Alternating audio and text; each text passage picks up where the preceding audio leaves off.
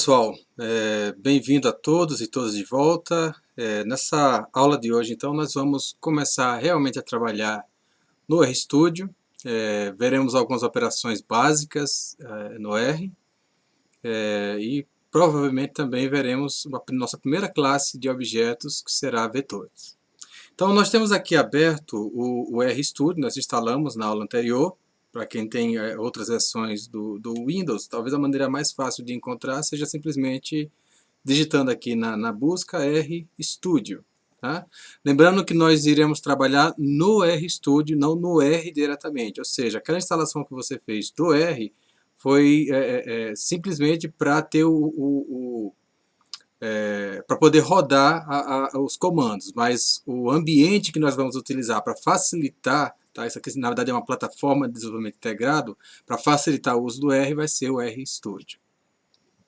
Então o que vem a ser o RStudio? Vocês estão vendo aqui então que é esse programa em que nós temos essa área, tá? Onde são escritos scripts, nós vamos abordar bastante scripts em aulas posteriores, tá? Nós temos aqui então algumas outras ferramentas, como o ambiente, o histórico dos comandos que foram digitados. Temos aqui uma outra aba que é possível navegar através dos diferentes parsers no seu computador, plots para visualizar gráficos, pacotes e assim por diante. Mas onde realmente está localizado o R aqui nessa janela, tá, seria aqui. Tá? Então aqui nós temos o que é chamado de console, tá? E é onde realmente o R está rodando. Bom, existem duas maneiras de nós entrarmos comandos aqui no R. Nós poderíamos fazer isso digitando diretamente no console, tá? Ou nós poderíamos estar digitando isso daqui no script. Para essa aula inicial, nós vamos usar somente o console. Não é a maneira que nós utilizamos para análises realmente. Mas, para demonstração de diferentes comandos, nessa aula nós vamos utilizar o console. Então, o que eu quero que vocês façam, abram, por favor, o RStudio também, e expandam. Se você clicar aqui no meio, ó, vocês vão verificar que você tem a possibilidade de expandir, de controlar aqui a área destinada a cada uma dessas janelas aqui, tá? Então, o que eu vou fazer dessas seções? Eu vou ampliar essa daqui, tá? E vou fazer a mesma coisa aqui, ó, nessa do meio, vou puxar para o lado para deixar essa área aqui completamente livre para trabalhar no R diretamente, tá? Bom, então esse console aqui, né, quando ele abre, ele apresenta uma série de informações que para o nosso propósito aqui não tem utilidade. Então o que nós vamos fazer é digitar Ctrl mais L, certo? Isso vai limpar a tela. O R, então, para digitar comandos, você pode fazer, por exemplo, vamos começar por operações aritméticas. Por exemplo, eu posso fazer 1 mais 1. Se eu aperto Enter, essa expressão, esse comando 1 mais 1, ela vai ser interpretada pelo R, vai rodar, e o resultado disso nos foi apresentado aqui como sendo esse número 2. Tá? Poderia fazer subtração, 2 menos 1. Poderia fazer multiplicação, 2 vezes 3. Posso fazer divisão, 4 dividido por, sei lá, 3. Tá? Podemos fazer exponenciação. Tá? Posso fazer, por exemplo, 4 elevado ao quadrado. Tá? Então, nesse caso aqui, eu tenho a base, circunflexo e o expoente. 4 ao quadrado, 16. Posso fazer raiz quadrada. Por exemplo, raiz quadrada de 16, 4. E assim por diante. Essas são diferentes operações matemáticas que nós podemos fazer utilizando o R. Então, uma das minhas sugestões é que vocês passem a utilizar o R como sua calculadora, tá certo? Eu vejo que uma das principais barreiras de quem está aprendendo o R, que precisa vencer, é justamente essa dificuldade de se familiarizar, de utilizar o R com rotina. Então, o simples fato de você, toda vez que precisar de uma calculadora, se você estiver na frente do seu computador, se você abrir o R e fizer essa operação matemática no computador, no R especificamente, isso vai lhe ajudar a criar uma familiaridade maior com o R. Então, já vou sugerindo a vocês, então, que sempre que precisarem fazer algum cálculo, ao invés da calculadora, se vocês estiverem diante do computador, utilizem o R, certo? Vocês podem também fazer agrupamento de operações utilizando parênteses, por exemplo. Posso fazer 2 vezes 3 mais 4, por exemplo. Então a ordem de precedência aqui é a mesma que nós aprendemos na aritmética. Primeiro vai ser feito aqui o 2 vezes 3 mais 4. E isso é diferente de 2 vezes 3, perdão, 2 vezes 3 mais 4. Tá? São operações diferentes. Aqui eu estou fazendo primeiro a soma e depois a multiplicação. Aqui eu estou fazendo a multiplicação e depois a soma. Tá? Lembrando que esse primeiro parênteses que eu coloquei aqui não é necessário. Tá? Eu poderia ter feito 2 vezes 3 mais 4, que obteria exatamente esse mesmo resultado aqui. Tá certo? Mas nesse caso aqui, para essa operação, se eu quisesse fazer realmente isso daqui, eu precisaria colocar os parênteses. Tá bom? Então essas seriam as operações básicas. Nós temos também operações lógicas. Eu posso fazer perguntas com testes lógicos. Por exemplo, eu posso perguntar se 4 é maior do que 2. Tá? Veja que ele me retornou true, indicando que essa condição é verdadeira. Eu posso testar se 2 é maior do que 4, ele vai me retornar false, indicando que essa condição é falsa. Posso testar se 2 é igual a 3, tá? Ele está me dizendo que não, é falso. Veja que eu usei aqui dois sinais de igualdade para fazer essa comparação lógica. E posso testar se 2 é diferente de 3, usando aqui no caso a exclamação seguida do sinal de igualdade, o que ele indica como sendo falso, verdadeiro, perdão. Tá? Então essas seriam operações aritméticas básicas aqui no R. Bom, mas é claro que o R consegue fazer muito mais do que isso. E é exatamente aí que entra, então, outro conceito muito importante, que é o conceito de variáveis. Então, não só eu posso fazer essas operações aritméticas sobre valores, como eu estou fazendo aqui, como também eu poderia armazenar valores. Bom, então todas essas operações que nós fizemos até agora, nós colocamos o valor em si, que nós queríamos, tá? E a operação. Mas, eventualmente, o que nós podemos fazer também ao invés de colocar o valor propriamente dito, nós podemos criar variáveis e operar sobre essas variáveis. Para criar variáveis no R, nós utilizamos o símbolo de atribuição. Então, criar variáveis no R, nós chamamos essa operação de atribuição. E para isso, então, nós utilizamos esse símbolo aqui, menor que seguido de hífen. Tá?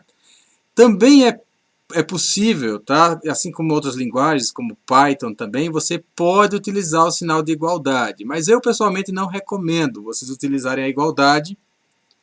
E nós vamos conversar mais a respeito disso, do porquê não é aconselhável. Então, no R, pelo menos a maioria dos scripts que eu vejo, é comum se utilizar o operador menor que seguido de hífen para atribuição. E quando eu falo atribuição, então, ela é feita da seguinte forma. Nós colocamos o nome da variável, tá? Vou chamar essa variável de... Estou sem criatividade hoje, vamos chamar de variável, tá? Então, variável recebe e o valor que nós queremos colocar nessa variável. Digamos que eu quero colocar 2, por exemplo. Então, essa variável, agora esse nome aqui, variável, estaria associado ao número 2. Digamos que eu quisesse criar uma outra variável, vou chamar ela de A, por exemplo, tá? Recebe 3. Isso significa agora que essa variável aqui, ela está associada a um objeto que contém o número 3, o valor 3. Tá certo? Então vamos ver isso daqui no R. Então, por exemplo, se eu quiser criar uma variável, vamos criar uma variável A, como nós temos sugerido. Então, A recebe, tá? Menor que seguido de hífen, 2, por exemplo. Tá? Veja que, ao contrário do que nós estávamos acostumados, essa operação de atribuição não retorna um resultado visível aqui. Tá certo? Lembre que, por exemplo, quando eu fazia 2 mais 2, aparecia um resultado aqui dessa operação. Mas a operação de atribuição, ela não apresenta o resultado. Então, aparentemente, parece que nada aconteceu, mas não é verdade. A gente vai ver, por exemplo, que aqui no environment surgiu agora uma variável, tá vendo? Ó, cujo valor é 2, tá certo? Então, se eu digitar o nome dessa variável no console e apertar Enter, eu tenho acesso ao valor contido nessa variável, tá certo? Eu poderia criar, por exemplo, uma outra variável, B recebe 3. Da mesma forma, essa operação de atribuição não retornou um resultado, tá certo? Se eu quiser visualizar essa variável, eu tenho que digitar o nome dela, e apertar Enter. Veja que agora B apareceu o número 3. Da mesma forma como nós fazíamos operações sobre números, tá? Se a minha variável ela armazena um número, eu posso operar sobre ela da mesma forma como sobre os números. Então eu posso fazer, por exemplo, 2 vezes A, 4, porque A é 2.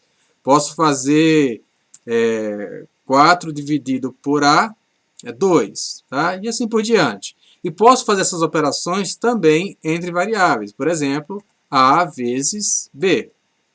Nós temos o resultado, então, como sendo 6, porque A é 2 e B é 3. Certo? Bom, então, é importante, desde já, para quem está acostumado com Excel, saber que quando nós armazenamos o resultado de uma operação sobre variáveis em uma variável, o que fica armazenado é o resultado, tá certo? E não a operação. Então, vamos entender o que eu quero dizer. Quando eu faço, por exemplo, A mais B, o resultado é 5, porque o valor de A é 2 e o resultado de B é 3. Se eu crio uma nova variável, vamos dizer D, recebe A mais B, o que você espera que seja o resultado de D? Bom, a gente já está vendo aqui então que D é 5. E de fato, se eu digitar D aqui no console, eu vejo então que associado a D está o valor 5. Bom, o que o R nesse caso aqui se diferencia do Excel? Se eu alterar qualquer uma das variáveis, A ou B, o que você espera que aconteça com D? Tá? Digamos, por exemplo, que eu altere A, passe a ser 5, por exemplo. Tá? Então, nós tínhamos que o valor anterior de A era 2, e agora o valor dela é 5. O que você acha que aconteceu com a variável D? Né? Veja que nós criamos D aqui como sendo A mais B. Você acha que D ela continua sendo 5 ou ela agora passou a ser um outro valor, 3 mais 5?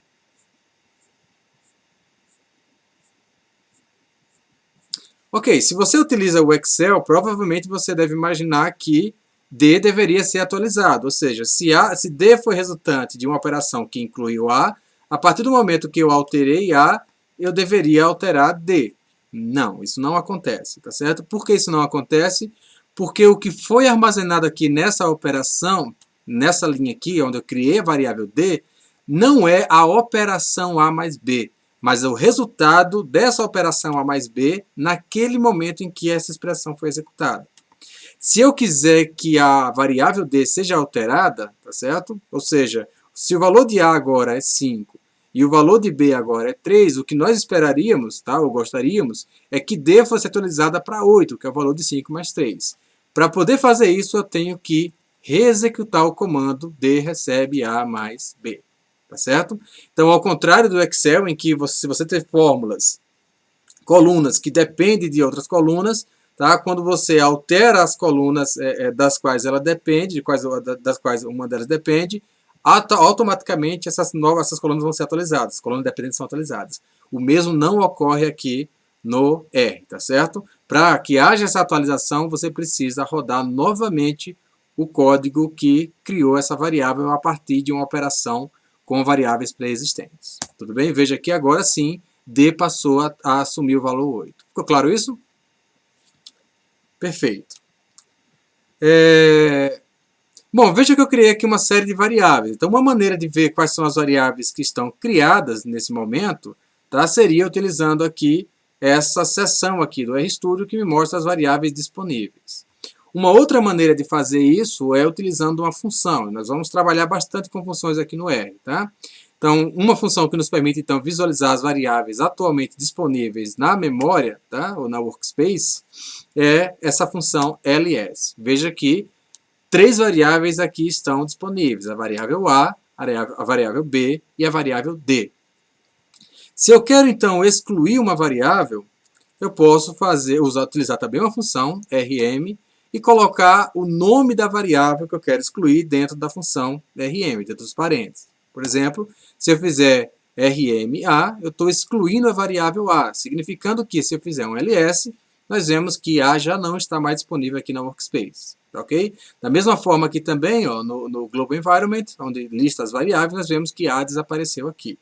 Se eu quisesse recriar a, eu teria que simplesmente reexecutar o comando onde eu A criei, tá? A recebe sim. A propósito, uma vez que você esteja aqui no console, você pode navegar em todos os comandos que você digitou anteriormente, utilizando a setinha para cima ou seta para baixo aqui no teclado, tá certo? Eu consigo navegar e poderia reutilizar um comando, por exemplo, aqui do console, tá? Que foi digitado anteriormente. Eu apertei Ctrl L então para limpar a tela. Variáveis, tá, gente? Então, é importante também saber que para nomes de variáveis eu usei aqui letra, mas eu posso utilizar qualquer nome, por exemplo. Minha variável recebe 10, por exemplo, tá? Veja então que se eu fizer um ls, estou vendo aqui que na memória agora eu tenho disponível essa variável cujo nome é minha variável. Ou seja, se eu digitar minha variável no console e apertar Enter, eu consigo acessar o valor que está contido nela, tá certo? Há algumas coisas que não podem ser feitas em nome de variáveis. Por exemplo, eu não posso utilizar espaço. Se eu fizer minha variável recebe 10, isso daqui vai dar uma mensagem de erro, tá certo? Porque eu não posso ter espaço no nome de variáveis. Da mesma forma também, eu não posso começar variáveis com números, tá certo? Então, por exemplo, se eu fizer variável recebe 10, eu também obtenho a mensagem de erro porque não posso começar variáveis com números. Mas eu posso terminar variáveis com números, por exemplo, ou colocar números em variáveis. Então, variável 1 recebe 10. Aqui não tem problema, tá? Eu poderia fazer variável 1 outra recebe 10. Veja que eu posso ter números no meio do nome da variável também sem problema. Eu não posso começar com números. Tudo bem? Bom, então agora que nós vimos variáveis, nós podemos então tratar... Veja que até agora nós estamos colocando valores únicos, tá certo? Nessas variáveis. Ou seja, por exemplo, na variável A eu coloquei 5, na variável B eu coloquei 3, na variável D eu coloquei 8, tem aqui minha variável e assim por diante. Tá certo? Estou colocando um único valor. Mas eu não preciso necessariamente colocar apenas um único valor numa variável. Eu posso colocar múltiplos valores. Então é agora então que nós podemos falar a respeito de vetores.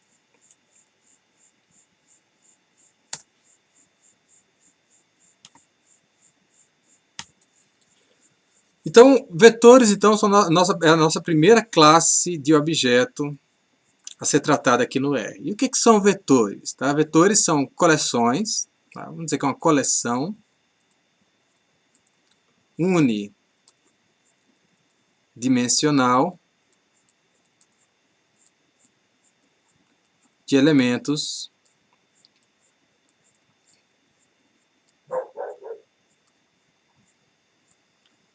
homogêneos.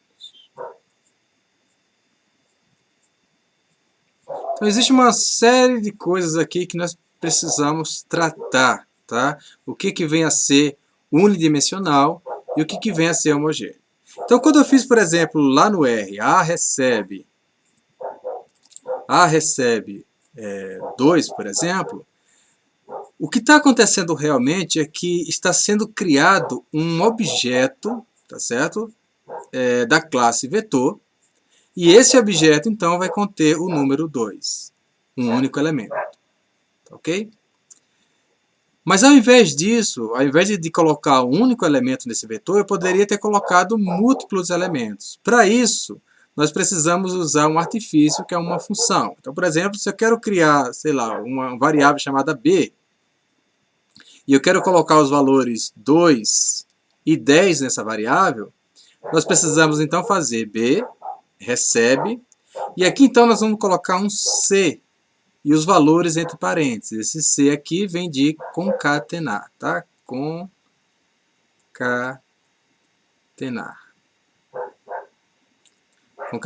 Então a ideia aqui é que esse C ele vai concatenar esses dois valores para compor esse vetor na variável B. E esses valores aqui então são separados por vírgula, tá certo? Digamos que eu queira criar agora uma outra variável, um outro vetor, C. Vamos utilizar um outro nome aqui, D. recebe, posso colocar, por exemplo, 1, 2, 3, 4 e assim por diante, tá certo? Nesse caso aqui eu estou criando um vetor com 4 elementos. Então, o que quer dizer que... Bom, primeiro, ficou claro então porque vetor é uma coleção. Eu posso... Oh, filho de uma égua! Então ficou claro porque que nós podemos dizer que vetores é uma coleção, ou seja, eu posso ter não apenas um único valor, mas múltiplos valores em um vetor. Tá? Apenas para demonstrar então isso daqui no próprio R, eu poderia fazer, por exemplo, A recebe C, sei lá, 2,3. Tá? Se eu fizer A agora, eu vejo que contém dois elementos, 2 e 3. Nós nos referimos, então, uma propriedade desse vetor é o tamanho. Tá? O tamanho é o número de elementos. Então, nesse caso aqui, eu tenho um vetor de tamanho 2. Posso criar uma outra variável, b, que receba, sei lá, 1, 2, 3, 4, por exemplo. Tá? Nesse caso, então, se eu digitar b aqui, eu vejo que b também é uma coleção de 4 elementos, um vetor de 4 elementos, tá? E assim por diante, tá certo? Então eu posso não apenas ter vetores unitários, como nós vimos até agora, mas eu posso ter vetores então de variados tamanhos. Então fica claro então por que vetores são coleções. Mas por que unidimensional? Se vocês observarem, nos vetores os elementos são dispostos em uma ordem, tá certo? Existe uma ordem. E essa ordem ela segue aqui uma direção, tá? Unidimensional, ou seja, eu posso endereçar essa posição aqui como sendo a posição 1 do vetor. Essa posição 2 desse vetor, essa posição 3, 4 e assim por diante. Dessa forma, então, se eu precisar selecionar qualquer elemento do vetor, basta fornecer um único valor, tá, ok? Porque existe apenas, como é unidimensional, um único índice é capaz de endereçar precisamente qualquer elemento desse vetor. Tá? Nesse caso aqui, por exemplo, vamos pegar esse daqui, por exemplo. Tá? Eu tinha aqui o primeiro elemento é o número 2 e que o segundo elemento é o número 10. Tá? Então, esses elementos aqui estão dispostos ao longo de uma única dimensão. Tá? Ao contrário, por exemplo, de matrizes, que nós vamos ver mais à frente, que os elementos são dispostos em duas dimensões. Tá, okay? Então, por essa razão, os vetores são unidimensionais. Mas um outro aspecto também muito importante é o fato de ele ser homogêneo. O que vem a ser, qual é a implicação de ser homogêneo? Homogêneo, na verdade, significa que ele só pode armazenar um único tipo de elemento. Ok? Então isso significa que um vetor só pode conter um único tipo de elemento. E quando eu falo em tipo de elemento no R, nós temos três tipos mais importantes, ok? É o tipo numérico. Eu vou usar o termo em inglês porque é o que vocês vão encontrar frequentemente na literatura, tá? Então seria o tipo numérico, o tipo caractere e o tipo lógico. Bom, quando nós nos referimos então a esse tipo numérico, vocês já viram aqui exemplos, tá ok? De números, tá ok? É quando nós armazenamos números. Poderia ser também, além de números inteiros, poderia ser decimais, por exemplo, 0,1, 1,2, poderia ser negativo e assim por diante. Mas todos esses aqui são exemplos de elementos do modo numérico, tá certo? Um outro modo também muito frequente, que ainda não mostrei a vocês, seria esse caractere. Tá? Caractere se refere a, como o nome sugere, a símbolos, letras, tá? não valores como números, por exemplo. Então, eu posso ter A, B, C, tel, sei lá, gelo e assim por diante. Tá ok? Então, veja que isso daqui, então, são símbolos que podem ser combinados para formar palavras e assim por diante, tá ok? Mas existe, então, um aspecto muito importante. Sempre que nós formos entrar elementos, caracteres no R, nós precisamos utilizar aspas, ou seja, esses elementos precisam estar entre aspas. Por quê? Por exemplo, se eu quero colocar o caractere A em uma variável, por exemplo, deixa eu me exemplificar isso daqui no R que vai ficar mais fácil. Então, por exemplo, se eu quero colocar o caractere A numa variável f, por exemplo, então a variável f recebe A.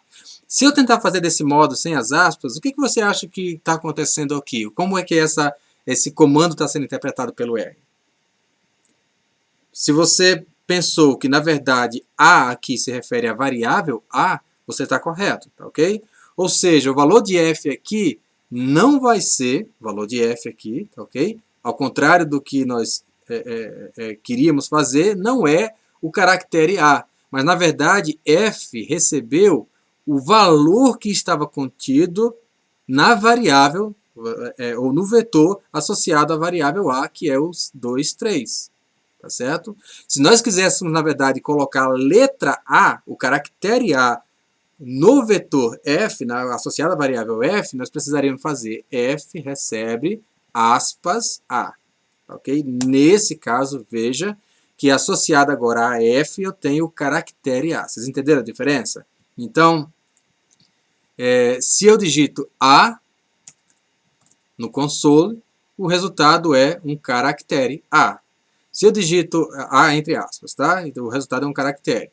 Se eu digito A sem as aspas, o R vai interpretar isso daqui como sendo referência a uma variável, ok? Ele vai buscar na memória se essa variável existe ou não. Se essa variável não existir, nós teremos problema, ok? Deixa-me exemplificar. Digamos que eu queira criar uma variável chamada de saudação. A propósito, evitem utilizar acentos, C cedilha no R, tá? Isso pode causar problemas a depender de qual plataforma você está trabalhando. Então, digamos que eu quero criar essa variável saudação recebe olá. Qual você acha que vai ser o resultado dessa operação aqui quando eu digitar Enter? Bom, se você achou que isso ia resultar numa mensagem de erro, parabéns, tá ok? Por que isso daqui deu uma mensagem de erro? Bom, novamente, se eu estava tentando colocar esse conjunto de caracteres, tá? OLA, nesse objeto saudação aqui, nessa variável, eu precisaria, na verdade, colocar entre aspas. Veja que saudação agora contém a palavra olá. Por que ocorreu essa mensagem de erro aqui? Veja que nesse caso, como o olá está sem aspas, ele é interpretado como se fosse o nome de uma variável. Se nós fizermos ls, nós vamos ver que eu não tenho nenhuma variável disponível com o nome olá. Em razão disso, então, o R retorna essa mensagem de erro dizendo que o objeto olá não foi encontrado. Certo? Então, eu tentei, utilizando o olá sem parênteses, na verdade eu estou fazendo referência a uma variável inexistente na memória. Ok? Por isso o erro.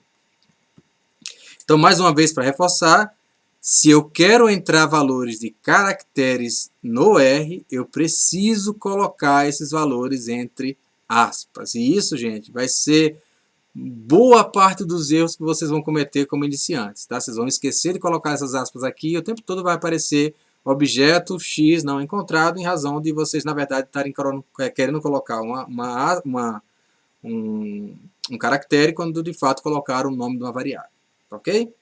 Então nós temos então esse tipo numérico, nós temos o tipo caractere e por fim nós temos o tipo lógico. O tipo lógico é resultante de operações lógicas, por exemplo. E ele pode assumir apenas dois valores. True, para verdadeiro, e false, para falso. Tá certo? Ou, equivalentemente, 1 e 0. Então, quando nós fazemos testes lógicos, os resultados são obtidos na forma de lógicos, tá? Vocês vão também ouvir falar nisso daqui como sendo booleanos, ok? Booleanos. Então é utilizado true, se você quiser entrar isso manualmente, você pode utilizar true maiúsculo ou false maiúsculo. Isso daqui não é interpretado nem como caractere, nem como o nome da variável. Isso aqui é um valor especial que indica falso ou verdadeiro, tá ok? Então, só para simplificar, se nós formos ao RStudio, eu posso então, deixa eu limpar aqui a tela, Ctrl L, eu posso dizer que A recebe true e B recebe false, tá? Veja que, nesse caso, eu tenho que esse true aqui não está entre aspas, certo? Então, na verdade, ele se trata do valor lógico true, verdadeiro. E B, o valor lógico false, está associado ao valor lógico false, tá? Indicando false. Nós vimos exemplos, deixa eu ver se eu tenho alguma variável numérica aqui, eu tenho essa variável numérica D, tá? Se eu fizer D maior do que 10, o resultado disso, veja, é um elemento do modo lógico, tá certo? Ok. Então, raramente vocês vão entrar booleanos manualmente. Em geral, eles vão ser o resultado de algum teste lógico que você pode utilizar à frente para fazer algum tipo de filtro ou algo do tipo. Tá certo? Então, nós temos que... Deixa eu limpar aqui a tela. Nós temos, então, 3 tipos de elementos no R. Tá? O modo de elementos. Nós temos o numérico, os mais importantes. Numérico, o caractere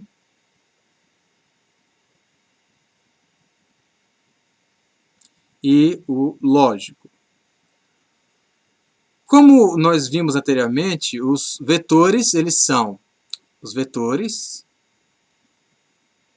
são unidimensionais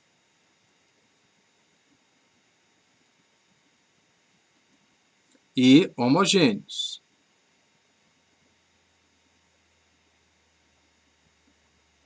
Bom, e nós vimos então que, por ser homogêneo, eles podem ter apenas um tipo.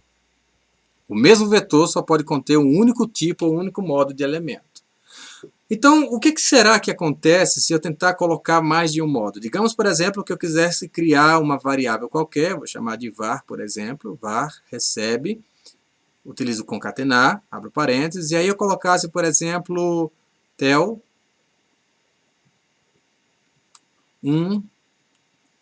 true. O que vocês acham que aconteceria?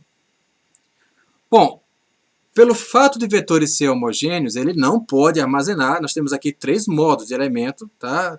Tel, que é um caractere, que é um numérico, e true, que é um lógico. Ele não pode armazenar esses 3 formatos. Então, o que o R vai fazer, na verdade, é converter todos os demais elementos ao elemento de modo predominante. Então, qual que é a ordem de predominância, na verdade? A ordem é caractere predomina sobre numéricos, que predominam sobre lógicos. Ou seja, se eu tiver caractere numérico e lógico, tá, no mesmo objeto, tentando criar um objeto que tenha caractere numérico e lógico, no caso do vetor, o que vai acontecer é que todos vão ser forçados a caractere, porque caractere é o modo predominante. Então não importa, se você estiver criando um vetor que tenha 999 elementos numéricos e um único elemento caractere, o que vai acontecer é que todos os elementos vão ser convertidos para caractere, porque caractere é o modo que tem precedência sobre os demais. Tá certo? Da mesma forma, então, se eu tentar colocar um numérico e o lógico no mesmo, tentar criar um vetor contendo elementos numérico e lógico, o que vai acontecer é que os lógicos vão ser convertidos a numéricos. Tá? Isso daqui é muito importante porque é um dos principais problemas que as pessoas encontram na importação de dados no R. Quando você faz a leitura de uma planilha, imagine que você tenha, por exemplo, uma planilha de Excel, que você vai fazer a leitura. Em geral, essas planilhas são lidas em um objeto de uma classe chamada DataFrame, que nós vamos ver em aulas à frente. E uma DataFrame ela funciona como vários vetores, tá? Emparelhados lado a lado. Ou seja, cada coluna do seu Excel vai gerar um vetor. Digamos então que você tinha uma planilha de dados em que você tinha múltiplos valores, tá, ok? Numéricos, por exemplo, mas aí você tinha, por exemplo, um valor faltante que você colocou um X. Não importa, você pode ter 900 números ali naquela planilha. Se você tiver um único X, tá? X não dá para transformar num número, ele vai ser lido como um caractere. Por ter um caractere, então, um único caractere na sua coluna, todos os demais elementos vão ser forçados a se tornar caractere. Olha só que tragédia. Se você tentar calcular média, mediana, variância, ou o que for em cima dessa coluna, você vai obter uma mensagem de erro, porque não dá para calcular esses valores em cima de caracteres, tá certo? Então, essa é um conceito importante, tá, de vocês terem em mente, que existe essa ordem de precedência aqui nos modos, e que vetores, então, são homogêneos, ou seja, se houver mais do que um modo, todos os demais modos vão ser convertidos ao modo precedente, ao modo que tem precedência, tá, ok? Lembrando que caractere tem precedência sobre os demais. Então vamos ver isso na prática, então. Digamos que eu queira criar um vetor, vou chamar de vetor qualquer. Observem então que eu estou utilizando aqui underline ao invés de espaço, eu não posso usar espaço no nome de variáveis, tá? Vetor qualquer recebe del 1 e true. Lembrando novamente, o resultado de uma atribuição, é o que nós fizemos aqui, não aparece aqui, não aparece aqui no output. Se você quiser ver qual é o resultado dessa operação, é necessário chamar a variável que nós acabamos de criar, que é vetor qualquer, e apertar Enter. Então eu vejo que foi criado um vetor que contém então esses três valores, del, 1 e true. Chama atenção aqui para algumas coisas interessantes. Ó. Observem que tel está entre aspas, nós esperamos, porque tel realmente é um nome, é um caractere, tem que estar entre aspas. Mas veja o que aconteceu com esse 1 aqui. Eu não coloquei aspas no 1, mas ele aparece aqui entre aspas. Por que será que isso aconteceu? É claro, isso aconteceu porque caractere tem precedência sobre numérico e vetores são homogêneos, ou seja, não dá para ter um número e um caractere no mesmo vetor. Portanto, o número 1 foi convertido para o caractere 1. Ok? Esse caractere 1 aqui não é o número 1. Tá? Ele não é um número. Não dá para fazer operações aritméticas com isso daqui. Isso daqui é o símbolo, é um caractere que é utilizado como símbolo para se referir ao número 1, mas não é um número. E veja o que aconteceu com o true. Observe que o true eu não coloquei entre aspas aqui. Portanto, esse true aqui deveria ser um lógico. Mas, como ele está sendo colocado aqui numa operação que está criando um vetor que contém um elemento caractere, o true foi forçado a virar caractere. Tá certo? Então, por isso que ele aparece aqui entre aspas. Isso daqui não é um vetor lógico, mas sim um caractere. Se nós quisermos acessar o modo de um vetor, nós podemos utilizar a função mode. Tá? Então, mode de vetor qualquer, ele vai nos dizer então que isso é um caractere. De fato, esse vetor qualquer, ele é um vetor de caracteres, os elementos são caracteres. Tá? Vamos criar um outro vetor aqui numérico, só para a gente verificar como que ficaria esse modo de outros vetores. Tá? Então, eu vou chamar de vetor numérico, recebe, não estou usando acentos, tá pessoal? Então, de propósito mesmo, eu recomendo que não utilizem acento no R, tá? Vetor numérico recebe, digamos que eu coloque 1, 10 e 15, tá? Se eu digitar então vetor numérico, vou ver que contém então esses números 1, 10 e 15. Se eu acessar o modo desse vetor numérico, tá certo? E por fim, vamos criar um vetor que eu vou chamar de vetor lógico. Esse nome é arbitrário, tá? Escolhi vetor lógico. Recebe, por exemplo, true, false, false. Se eu digitar então para verificar esse vetor lógico, está aqui. Veja que aparece sem aspas, tá? Porque isso daqui não é a palavra true, mas sim um valor lógico, tá? Se eu fizer então mode de vetor lógico, eu consigo então verificar que é um lógico, tá? Bom, uma outra função muito útil é a função str. Essa função é a maior amiga de quem utiliza o R. Tá? Então, se você tem um objeto na memória e você está em dúvida do que é esse objeto, é uma boa ideia utilizar a função str. Você faz então str, a palavra str vem de structure, de estrutura em inglês. Tá? Se eu fizer a estrutura, por exemplo, de vetor lógico, ele vai me dar aqui essas informações, indicando que isso daqui é um lógico, tá? Ou seja, é um vetor lógico, essa informação aqui. Em seguida, ele está me dando aqui a informação do comprimento desse vetor, tá vendo? Ele vai de 1 até 3, ou seja, é um vetor de tamanho 3. E ele me mostra os elementos de vetor lógico que cabem aqui na tela. Então ele mostrou, como são só 3 elementos, ele acaba mostrando todos, tá? True, false, false. Se eu fizer então a estrutura, por exemplo, se eu fizer a estrutura de vetor numérico, nós vamos ver então que é um num, de numérico. Tá? Tem 3 elementos, ele me mostra então quais são esses elementos. E da mesma forma, eu posso fazer estrutura de vetor, deixa eu ver, vetor qualquer. Ele vai dizer que é um CHR, de character, tá? de caractere. Com 3 elementos, e veja que esses elementos aparecem entre aspas, como deve ser, porque se trata de um caractere. Tudo bem? Então, basicamente, é essa a ideia dessa aula de hoje. Nós vimos, então, como criar variáveis, como remover variáveis, como listar as variáveis que estão atualmente disponíveis no R, tá? na Workspace. Nós vimos, então, nossa primeira classe de objetos, que são vetores. Duas informações muito importantes que vocês devem gravar, então, é que são objetos, tá? Coleções unidimensionais, ou seja, seus elementos estão dispostos ao longo de uma única dimensão, tá, ok? Significando que eu posso acessar esses elementos indicando, por exemplo, a posição de cada um. Ou seja, apenas com um número eu consigo, de maneira sem ambiguidade, me referir a qualquer elemento de um vetor. E vimos que ele é homogêneo, significando que vetores só podem armazenar um único tipo de elemento de cada vez. Ou seja, eu não posso misturar elementos de modos diferentes. Tá? Esses aqui são os modos principais, mas existem outros modos no R que nós vamos tratar aqui ao longo do curso. Mas esses são talvez os mais importantes, tá, ok? Caractere, numérico e lógico. Então é isso, nos vemos então na próxima aula.